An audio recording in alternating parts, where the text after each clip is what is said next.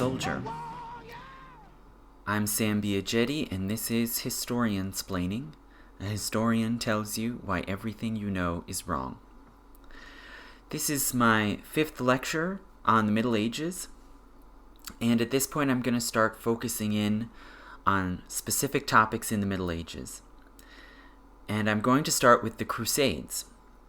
Now, I could have gone back and done earlier subjects, but instead I'm going to start right here with the Crusades because I think it's important and it's a very timely subject right now.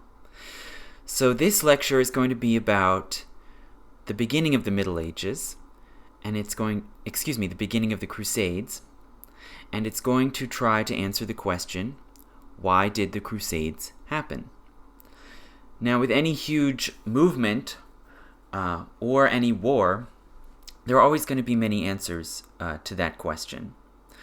But still, I'm going to try to distill down the basic forces that were at work in medieval society that made this bizarre cataclysmic event happen. Why did hundreds of thousands of people very suddenly and unexpectedly set out on a really insane mission to a distant land where most of them had never been, and with very little chance of success, realistically.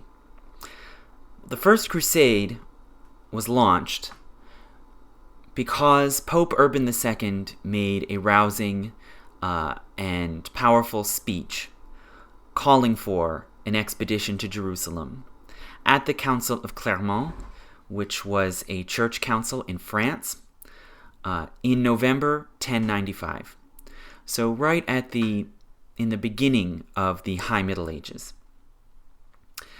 And I'm going to talk about why did the Pope make this speech? What made him think that this was a good idea to call for this sort of desperate, unrealistic, far-fetched military scheme?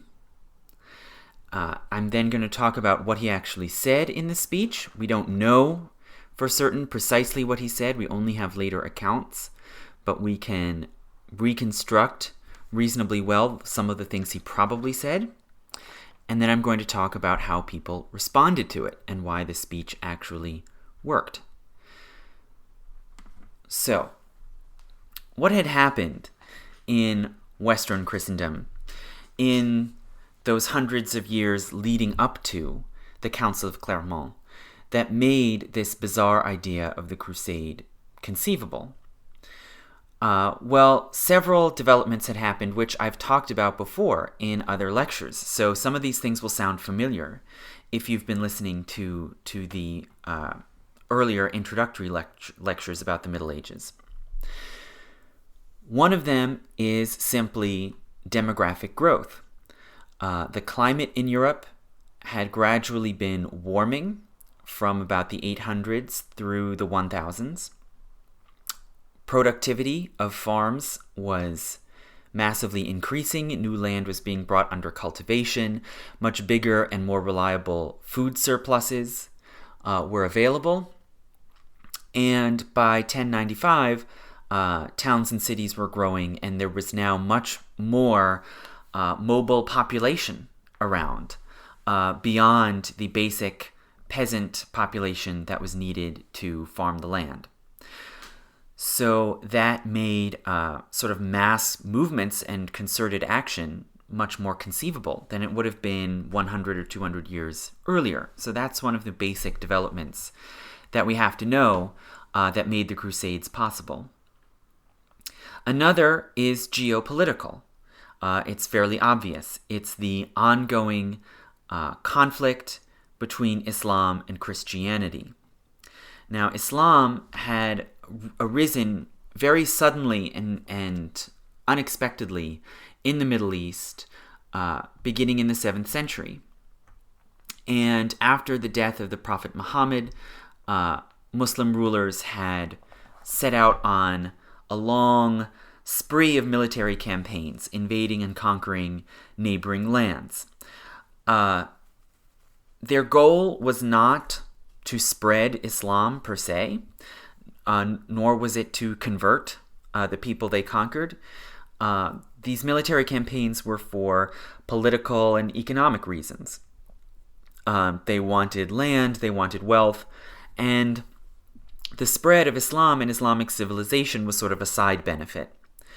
Nonetheless, these Islamic armies very rapidly conquered most of the Middle East, including Syria, Palestine, Egypt, North Africa, and finally, in the 8th century, Muslim armies had actually invaded Western Europe when they crossed over into Spain and Portugal. Now, even at this point, people at the time didn't necessarily see this as a clash of religions. They saw this as a clash of states and armies over territory and trade routes. However, the Carolingian rulers of the Frankish Empire, in what's now France, had to rally their various subjects and allies and supporters to counter the Moorish invasion that was coming into Europe. And they basically cast themselves as protectors of Christianity. So Charles Martel, Pippin the Short, Charlemagne, they presented themselves as the defenders and leaders of the Christian world against the Islamic threat. And that's how they were able to successfully solidify their power and stop the Muslim advance from Spain into France.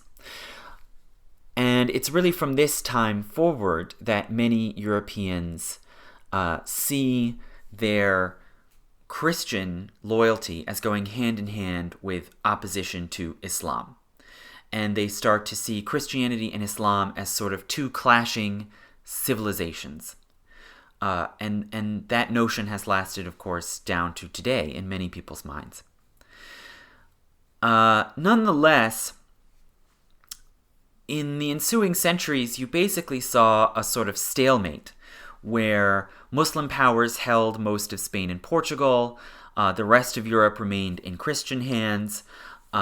You had a Christian Roman Empire in the east, what we call the Byzantine Empire, holding on to power in the east. And you have periods of peace and basically stability with these Muslim and Christian civilizations existing side by side. That sort of balance of power is disrupted very dramatically in the 11th century when a new Muslim power shows up on the scene and attacks both the existing Muslim states in the Middle East and the Byzantine Empire. And that new power is the Turks. Okay, so the Seljuk Turks, much like the Huns centuries earlier, come out of Central Asia and quickly spread across the steppes and westward into Europe and the Middle East. They overthrow some of the Islamic states in areas like Syria and Iraq, and they also invade the Byzantine Empire. In the year 1071, the Turks defeat the Byzantine army at the Battle of Manzikert. They capture the Byzantine emperor and hold him for ransom, but eventually release him.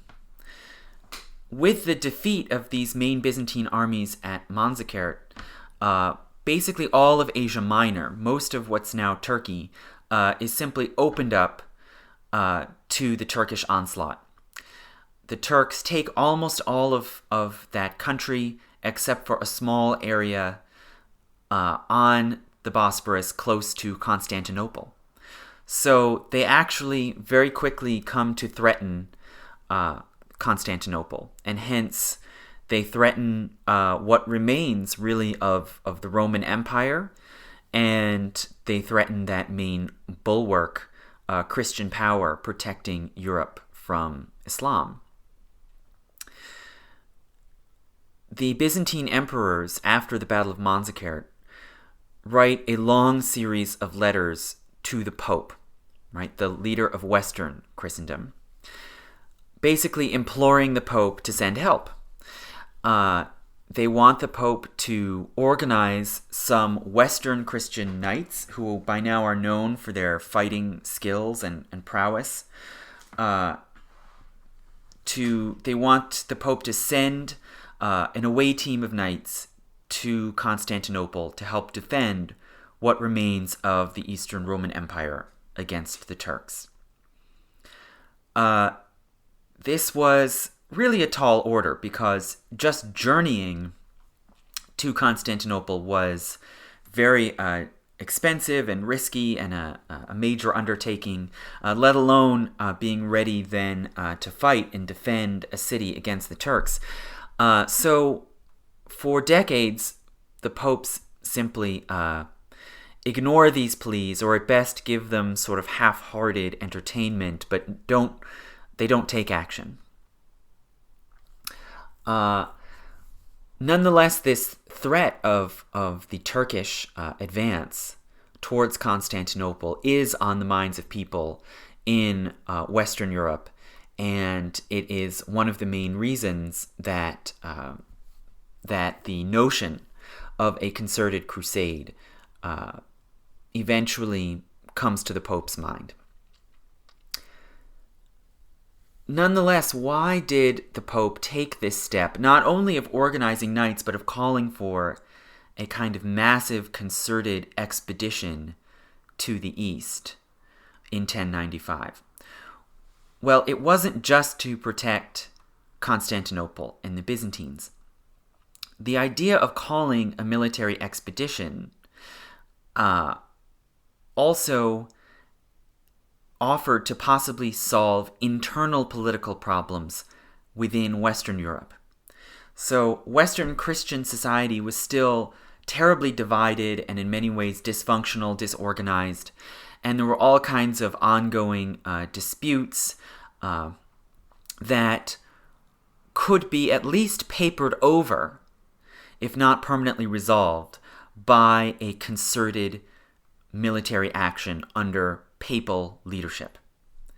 So one of these was the divide between Eastern and Western Christianity. So there was a deepening split between the Eastern and Western churches. The Western Church, of course, used Latin as its sacred language, looked to Rome for leadership, and had all kinds of doctrines and practices that differed from the Eastern Church, which used Greek as its language of liturgy and theology and looked to the Patriarch in Constantinople as its leader.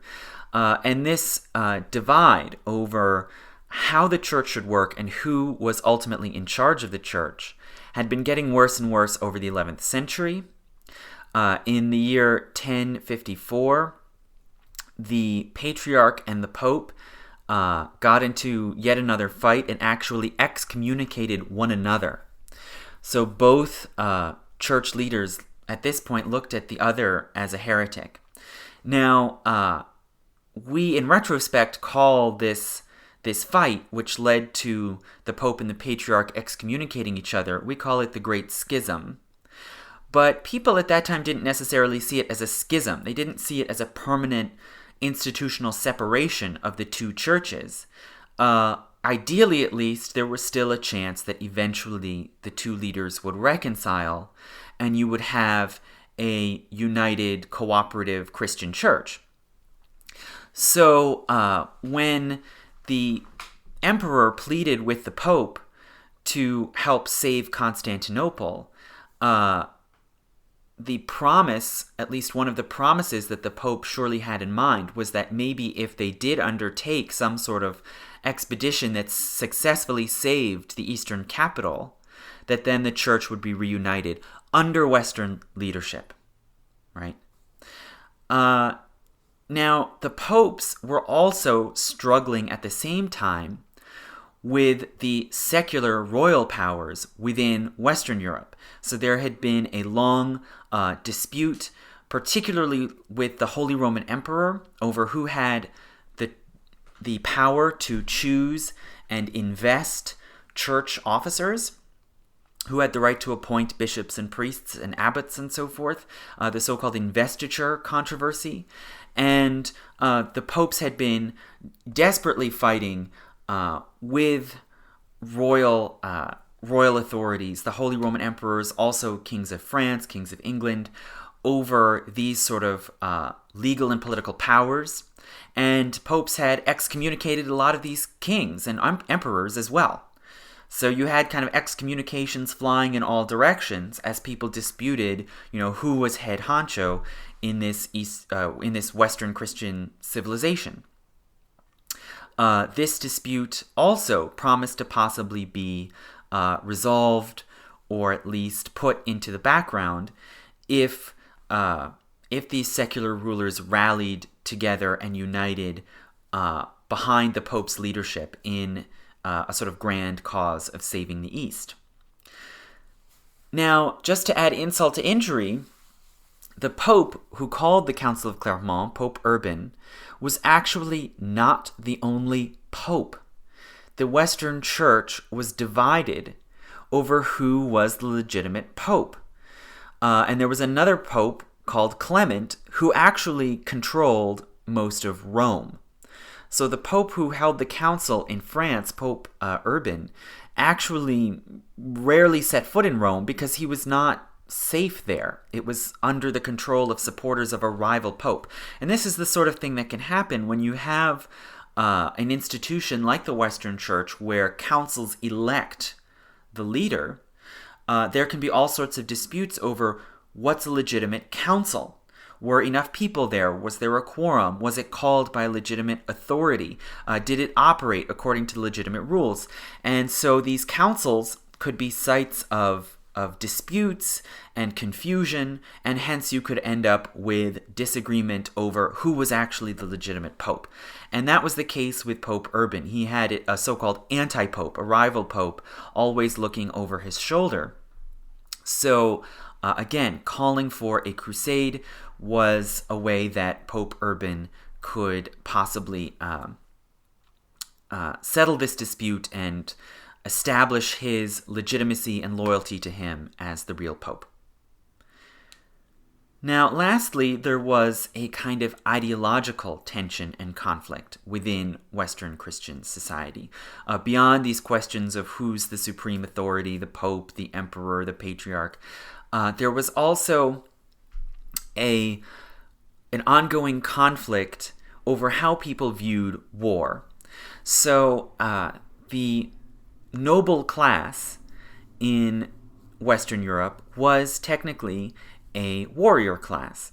And indeed, many of the minor nobles all over Europe were knights. They were warriors trained to fight on horseback.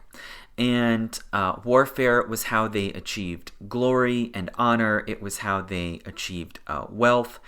And it was what they were born and bred and raised to do. At the same time, church teachings held violence and killing of any sort to be sinful. And they were constantly castigating these nobles to stop fighting each other, to live as peaceful Christians. And if they did engage in war, to confess, to repent of their sins and perform penances for this violence. So this naturally caused a lot of psychological conflict among this knightly class over exactly what they were supposed to be doing and whether warfare was good or bad, honorable or sinful. This church leaders and commoners had sought to help resolve this ongoing tension through the so-called Peace and Truce of God movement. So a movement to set rules limiting whom nobles could attack and when.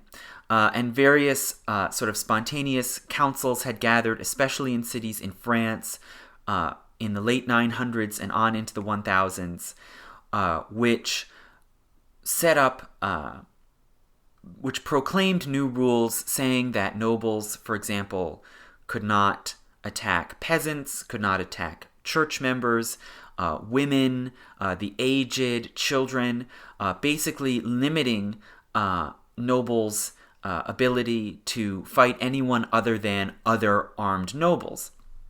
And this had greatly reduced the sort of wanton raping and pillaging that had been going on through the Dark Ages. They also called truces of God, which were specific times of the week or the year when nobles could not fight. So initially Sundays and major holidays like Easter and Christmas, then all kinds of other feast and holy days, Lent, and eventually several days a week were set aside when no fighting was allowed under this truce of God.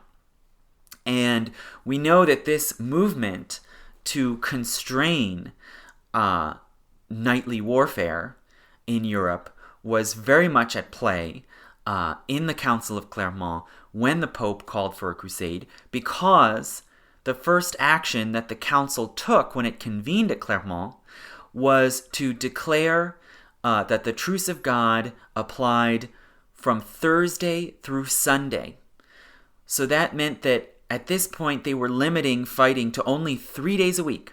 Mondays, Tuesdays, and Wednesdays. That's it.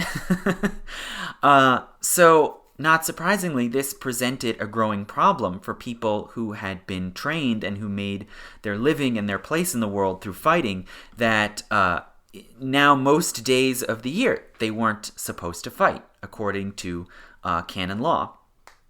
So, this kind of need for an outlet for the warrior class to fight, but do so without breaking the teachings of Christianity in the church, was a great need at this time that, again, an expedition to a faraway land offered to resolve.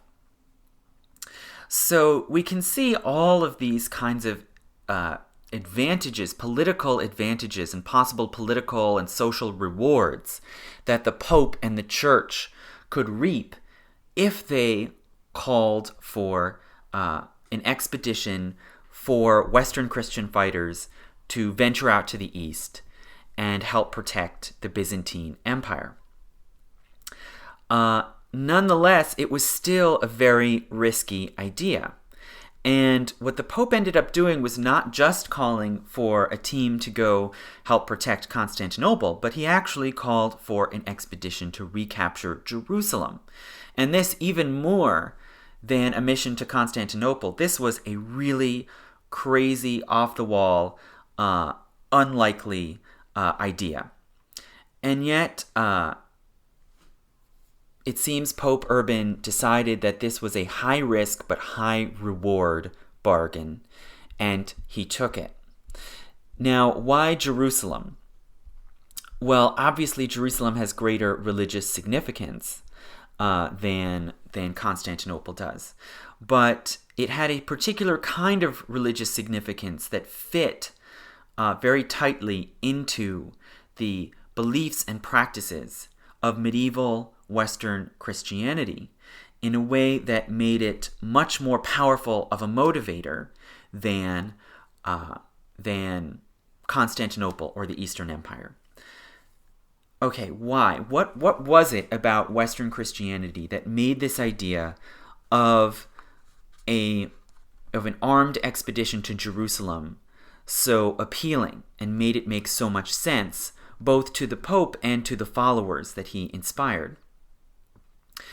Well, Christianity at this time was built on a series of rituals and repeated practices that really structured the religion. Remember, most people, even nobles at this time, were illiterate.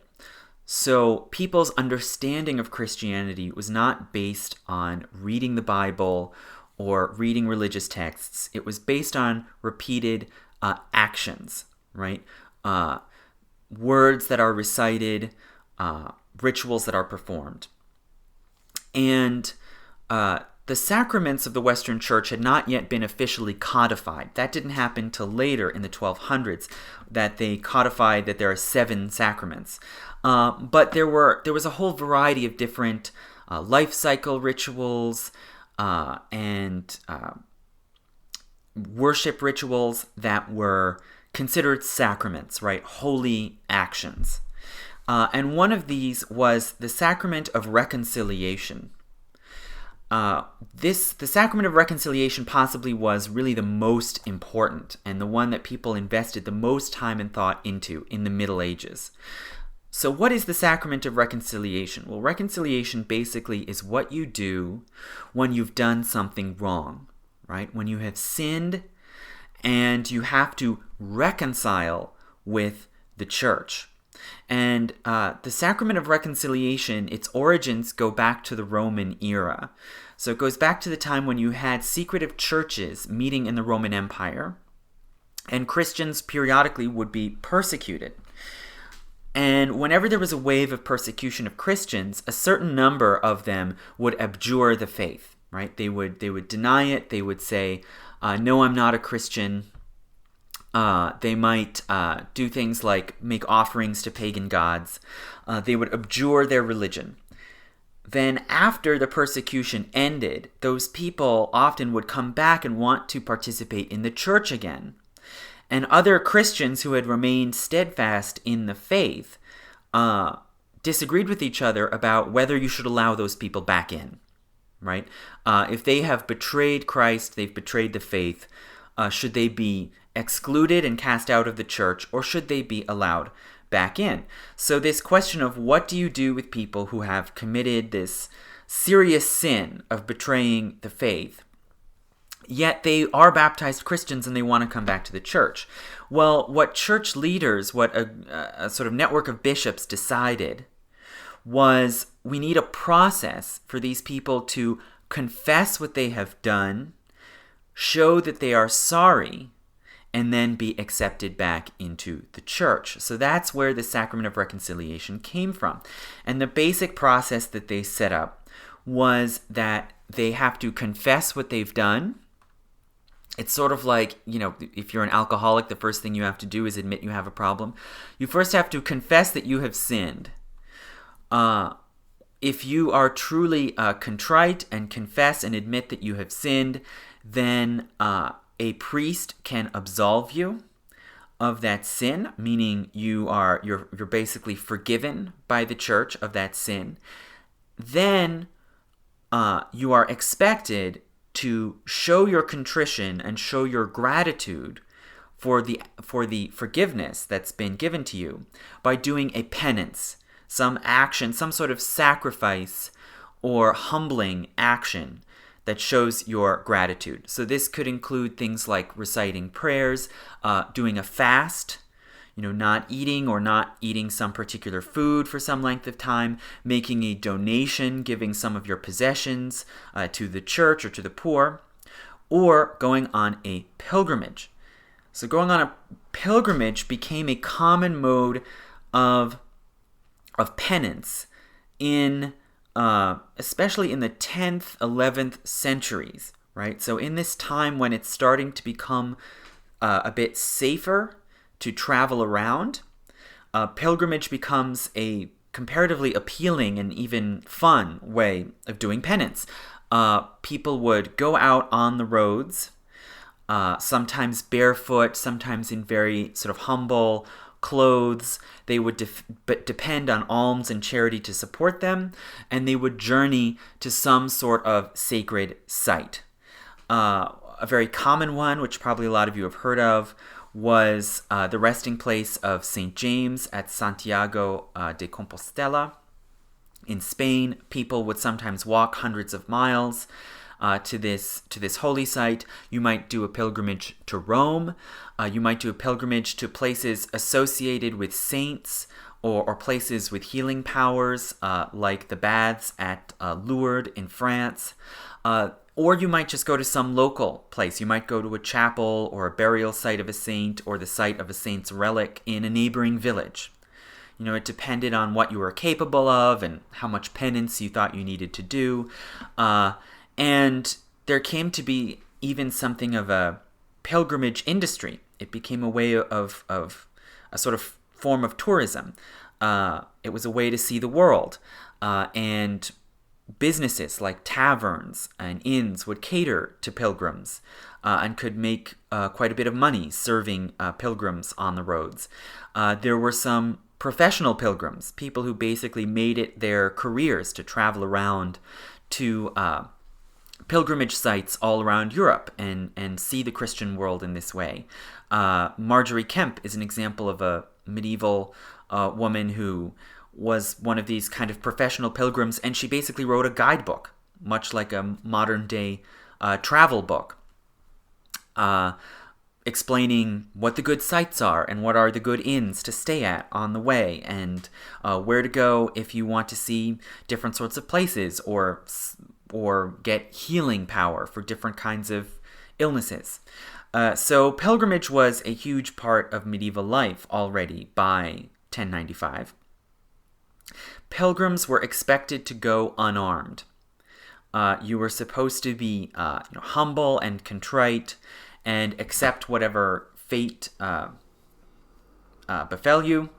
So you were not supposed to go armed, you were not supposed to fight, and it also was very taboo for anyone to attack or harm a pilgrim, and you would have to kind of depend on the kindness of strangers, so to speak, while going on pilgrimage. So some of these bigger pilgrimage sites included, as I said, Santiago de Compostela and Rome. Some pilgrims did go to Jerusalem. There was a somewhat steady stream of Western Christian pilgrims who traveled to Jerusalem. They sometimes were called palmers because often pilgrims would take back a palm frond from the Holy Land as a sort of souvenir, showing that they had gone on this holy journey. Most Muslim states that controlled Jerusalem at different times in the Middle Ages generally allowed Christian pilgrims to go to Jerusalem. And the Turks, the Fatimid dynasty, these various Muslim states usually allowed Christians if they would pay a fee. So they saw that Western pilgrims were a source of money, much like modern-day societies often welcome tourists if they will spend some of their money. There was a period in the sort of early and mid-1000s when the Turks were first attacking these Muslim states in the Middle East, and there was a period of instability where it wasn't always clear who was in control of certain areas of Syria or Palestine. The roads might be comparatively unsecured. There were sort of raiders and pirates who might prey upon travelers.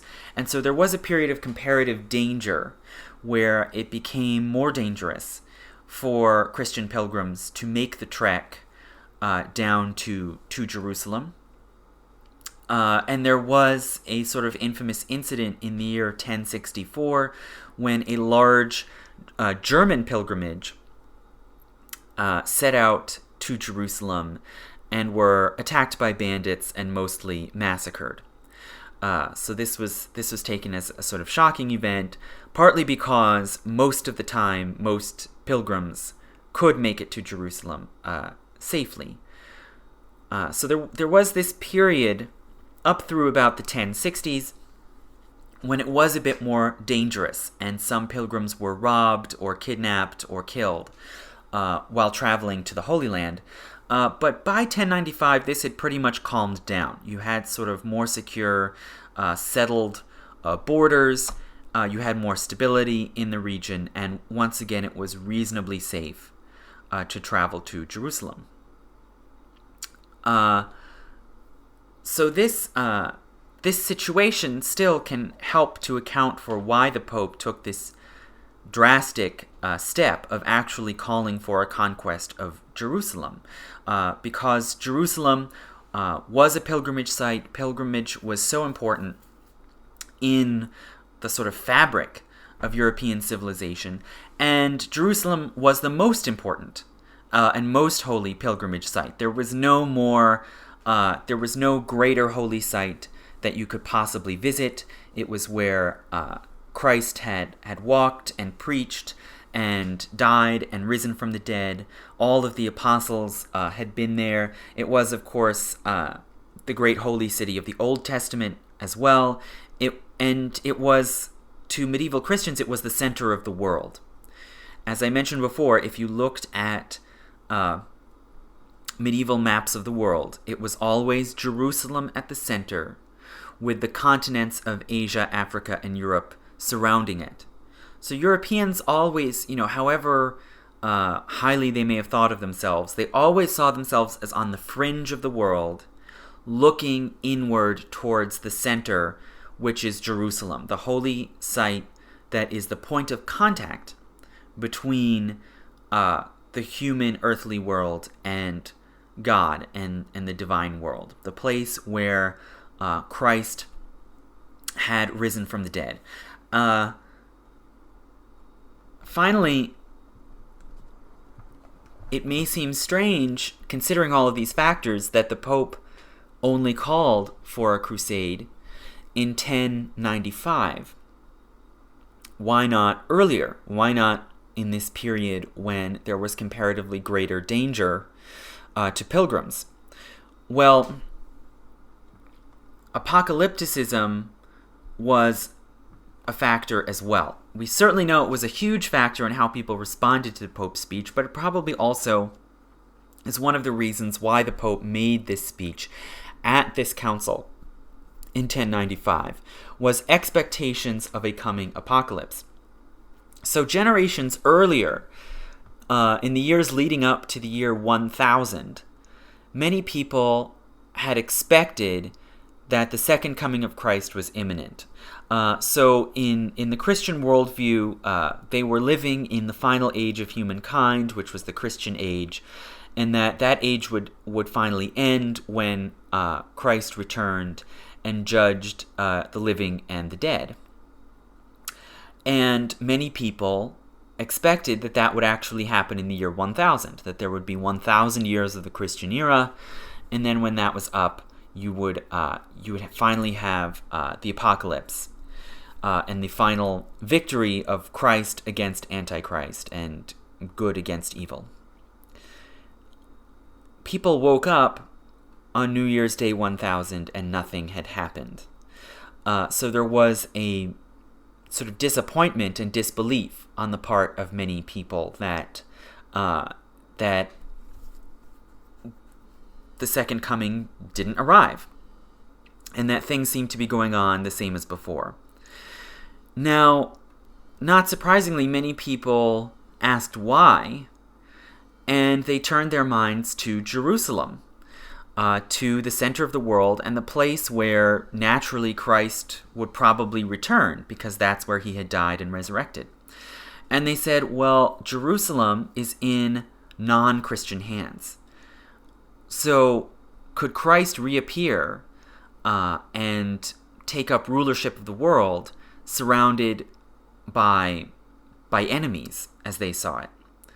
So an explanation that a lot of people turned to was that in order for the second coming to happen, Christ had to return among friends. Jerusalem had to be in Christian hands. And from there, people began to speculate, well, maybe a second coming is still possible once we have recaptured Jerusalem, and Jerusalem is once again a Christian city. So 1095 was actually a very opportune moment to call for an expedition to retake Jerusalem, because it implied that the second coming could happen in 1100, the next big sort of round number year, if by that time the Christians held Jerusalem. And that was clearly the subtext that many people read into the Pope's message, that the second coming, the way will be prepared for the second coming if we hold Jerusalem in 1100.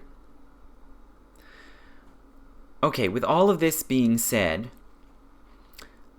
it was still an enormous gamble for Pope Urban to call for this expedition to a largely unknown, distant land with hundreds of miles of desert and mountains in between, and hostile territory, hostile armies, and somehow defeat the defending forces thousands of miles away.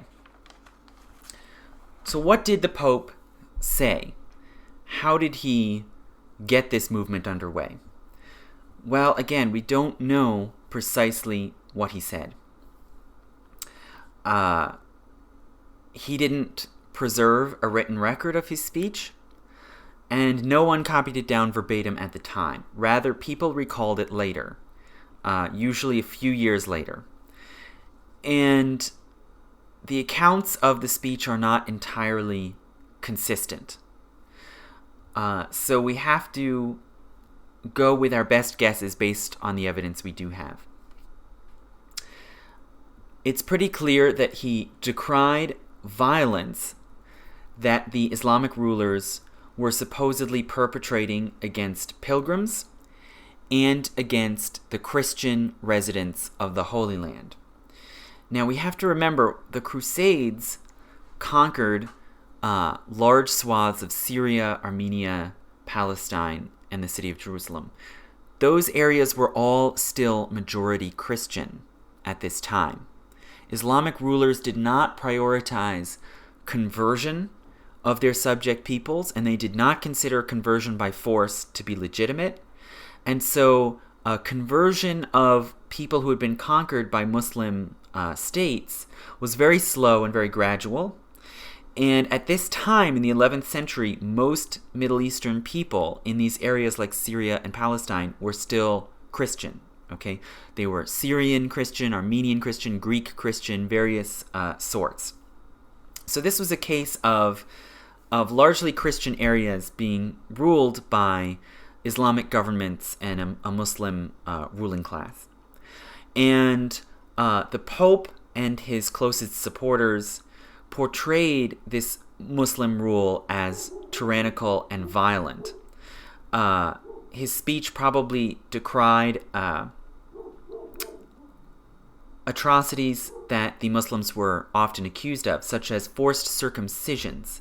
They claimed that Christian prisoners were brought into churches forced to undergo circumcision, women were raped, and that blood from these atrocities were used to desecrate Christian altars.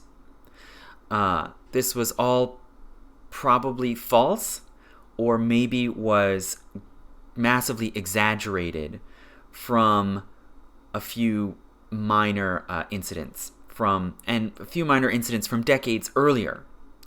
This sort of violence that might have sometimes been associated with conquering Christian areas had basically been calm for several decades. He talked about the desecration of Jerusalem, and particularly of the Holy Sepulchre, the very sacred church which houses the site of Christ's supposed tomb. And he called for something like an armed pilgrimage. It's hard to say whether he used that phrase exactly. We don't know. But he basically overthrew the accepted rules and precedents of canon law and said that Christian warriors should take up arms and go on a pilgrimage to Jerusalem. This was practically a contradiction in terms, according to the ideas of the time. Pilgrims were supposed to be unarmed and nonviolent. But in the Pope's argument, Jerusalem itself and the Christians in the East were under threat of violence and tyranny, and so pilgrims going to the Holy City should be armed in order to defend the Holy City itself and in order to defend the Christians who lived there. He told them to take up the cross and used this phrase from the Gospels. So he in his portrayal, the people who would go on this armed pilgrimage were actually making a sacrifice. They were putting themselves in danger. They were giving up their comfort at home, giving up their power at home, and going out to serve the cause of Christ and Christianity. And he urged them to go out on the road. Right? He uses this imagery of journeying out as warriors on the road, and this clearly was evoking chivalric heroism and the idea of the heroic knight-errant, which at this time was being increasingly celebrated and enshrined in the chansons de geste, the epic stories of deeds of great knights, like El Cid or Arthur and the Round Table, and so forth. So he was offering a new kind of opportunity to the Western Christian knights of that time, that even as they were being increasingly discouraged and restricted from fighting against each other and fighting in Europe, they had this opportunity to go out and fight in a faraway place, to go on adventures, to show their heroism, their chivalric self-sacrifice, and do so as pious Christians and in service of Christianity.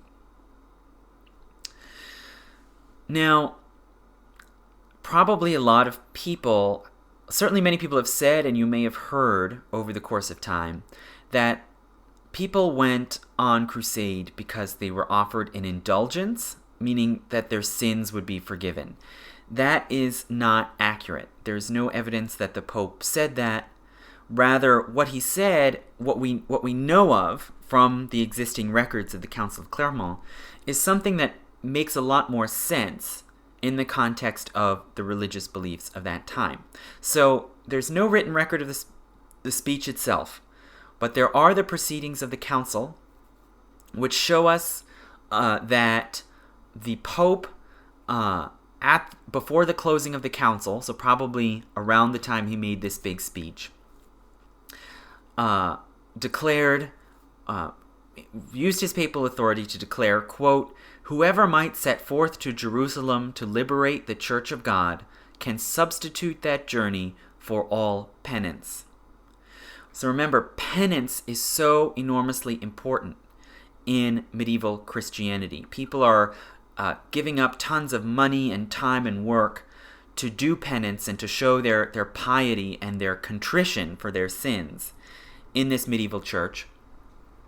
And one way of doing penance was going on pilgrimage. So what the Pope declares here basically is you can put aside all those other acts of penance that you might otherwise be performing, the donations, the fasts, the prayers, and all of that can be substituted for one big act of penance, which is taking up the cross and going out on the road to Jerusalem. So this is what is sometimes technically called an indulgence. And an indulgence doesn't mean your sins get forgiven, right? Your sins get forgiven because you confess and you are contrite. Rather, an indulgence is an act of penance that can substitute or stand in for some other act that you might have been assigned or that might normally be customary, right? It's one act of penance that's allowed to take the place of another. And this indulgence for the Crusaders was all your penances can all be dropped in favor of this one big act of penance. So what the Pope was calling for was, again, an armed pilgrimage, something totally new and different and outside of normal church customs. And he was offering an indulgence. This one act of penance could substitute for all others. And so this is why, properly speaking, the Crusades were not a holy war. That's not exactly what the Pope or the Church was proposing. But they were, the Pope Urban was putting forward this armed pilgrimage as a kind of penitential warfare, right?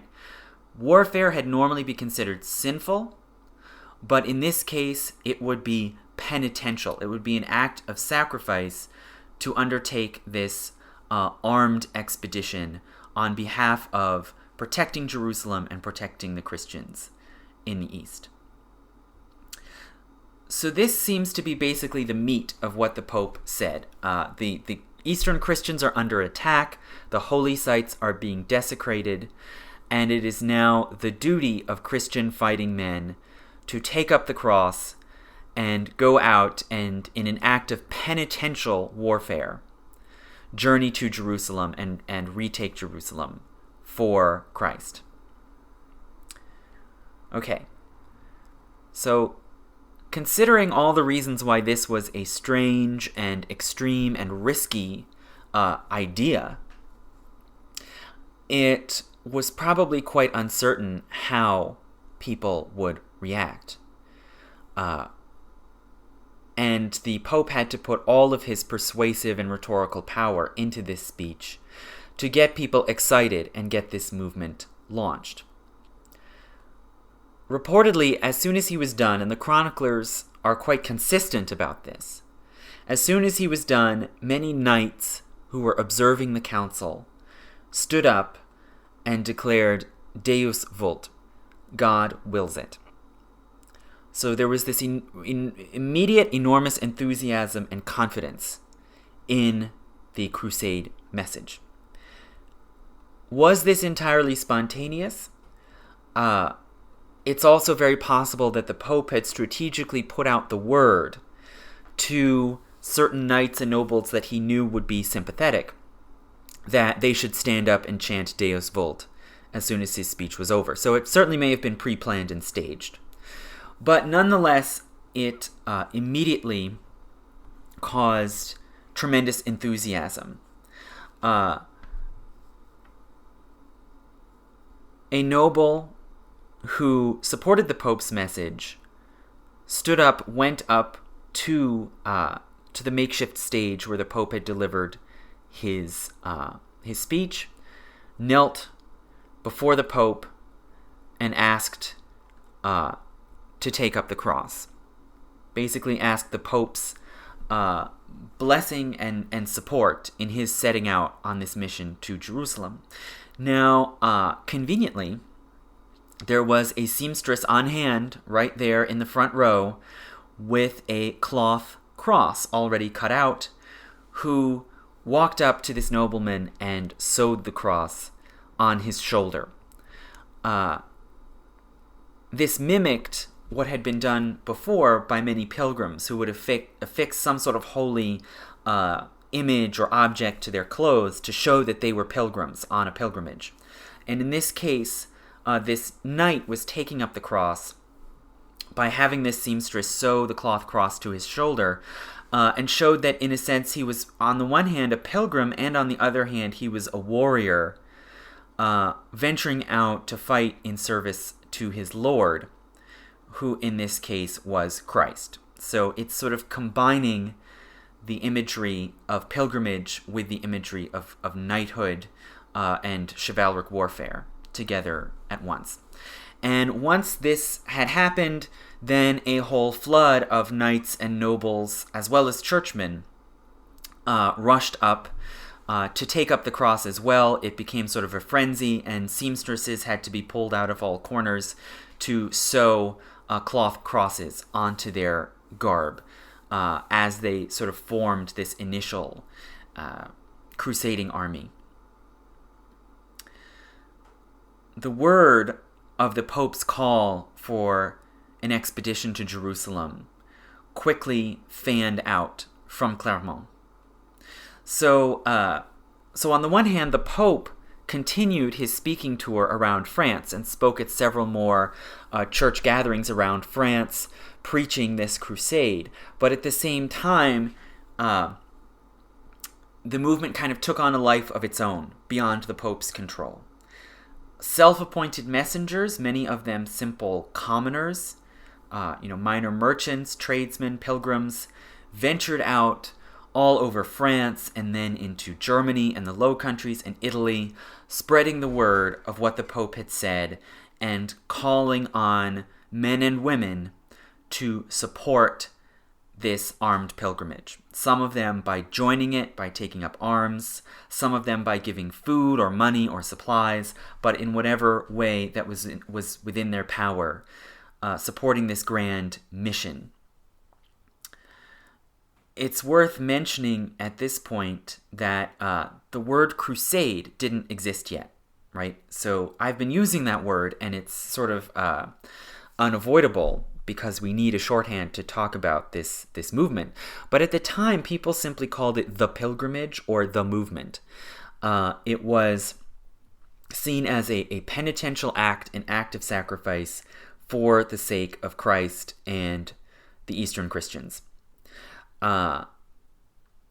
It's only in later years, almost 100 years later, that people coined the word crusade to label this type of armed pilgrimage.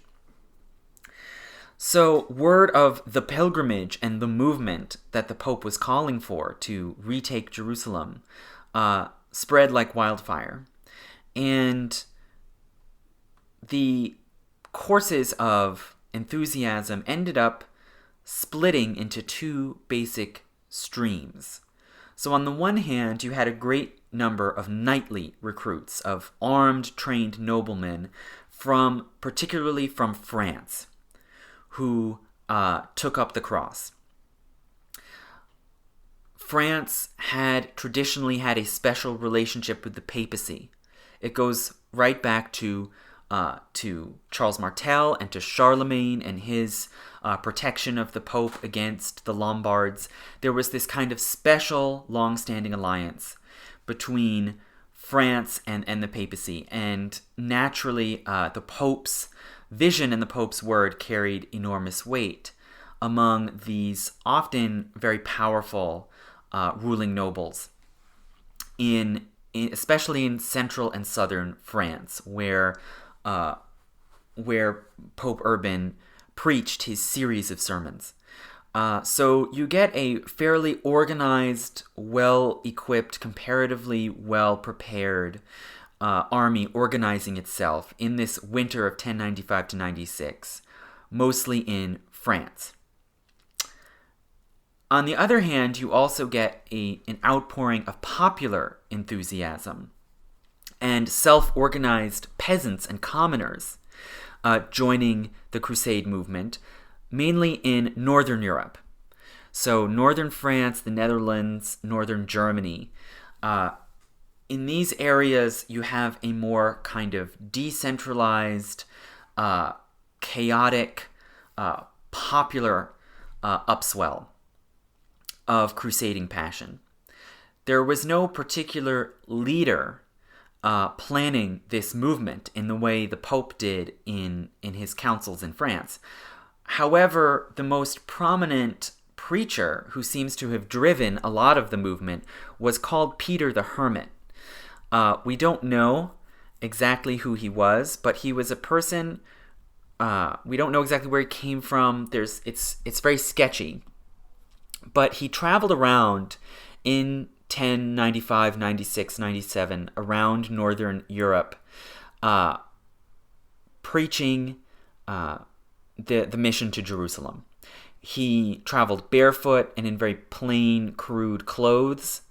He reportedly didn't eat bread or meat, which was seen as being kind of a holy or penitential diet to restrict your diet. However, he did consume fish and wine. So, he wasn't actually all that ascetic. But it seems as if he may have eaten fish and wine because those are foods associated with Christ and Christ's miracles. He gathered around himself people who had been sinners, particularly repentant prostitutes. Again, clearly in imitation of Christ, and sort of borrowing the holiness of Christ as a humble figure who redeems common sinners.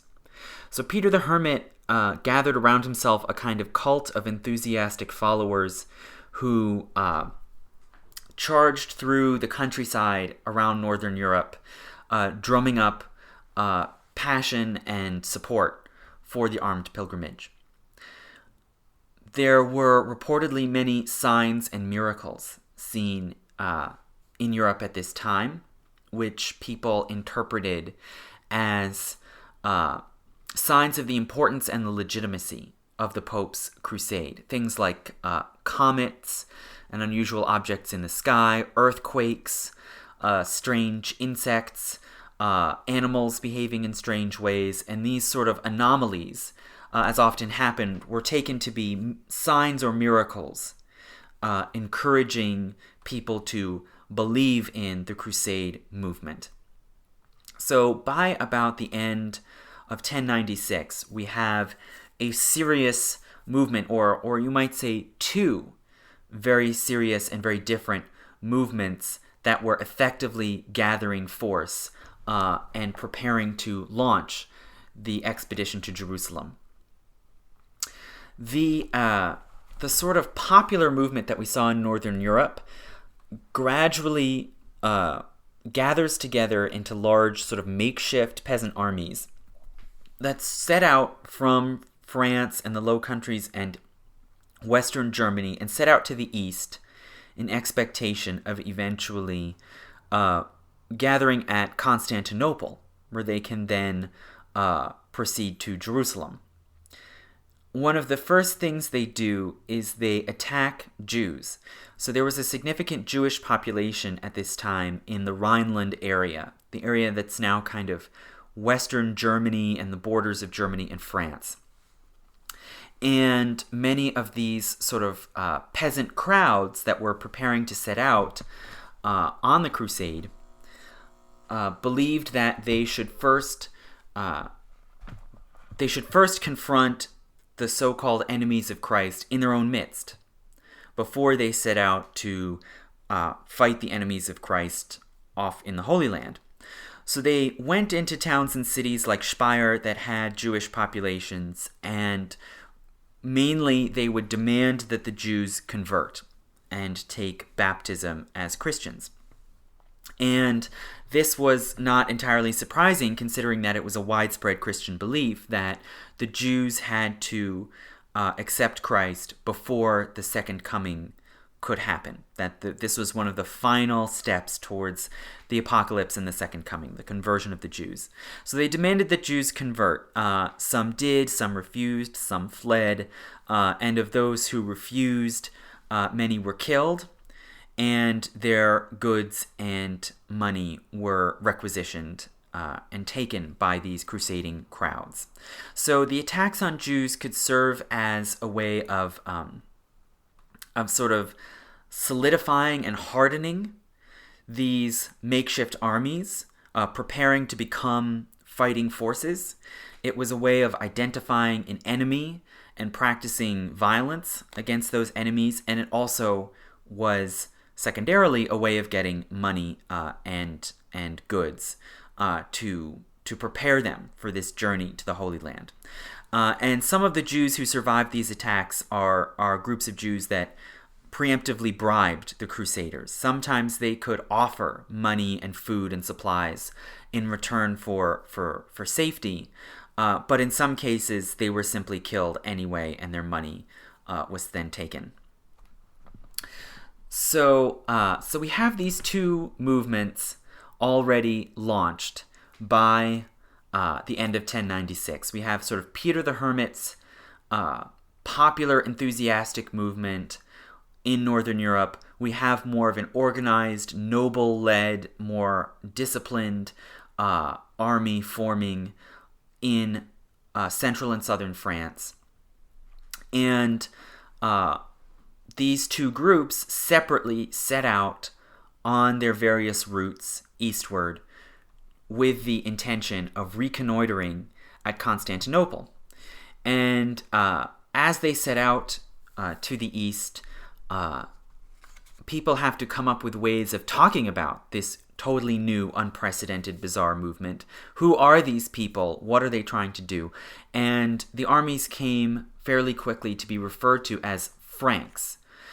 So remember, Frank is the name of an old Germanic people that had invaded the Roman Empire and set up the Frankish Empire under Charlemagne being the most famous Frankish ruler.